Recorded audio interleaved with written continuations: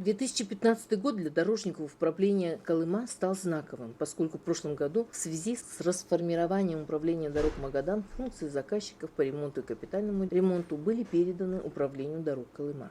На сегодня в Магаданской области создан филиал Упордор Колыма численностью 21 человек, а общая протяженность дороги составляет 1980 километров, включая Магаданскую область. Фактически объем вырос в 2 раза и составил более 4 миллиардов рублей, а по капитальному ремонту 1 миллиард 144 миллиона рублей. Основные у нас знаковые объекты – это капитальные ремонты. В Магаданской области это Карамкенский перевал 3 километра и 2 капитальных ремонта. Один в районе Артыка делает ООО «Звезда» и ДЭП-132 и дороги Саха.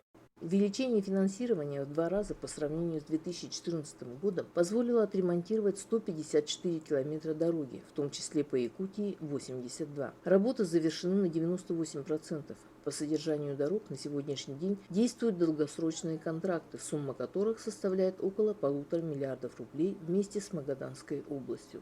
Кроме того, в текущем году была проведена стабилизация 30 километров дорог между реками Лена и Алдан. Принцип этой технологии заключается в добавлении в грунт и перемешивании воды и цемента, а в зависимости от состава грунта проводится проливка битумной эмульсией. В последнее время многие дорожные предприятия ООО «Тортранс», ДЭП-135, ТАТА, Автодор и другие обновляют парк техники дробильными комплексами, мощными бульдозерами, экскаваторами, асфальтобетонными заводами и асфальтоукладчиками.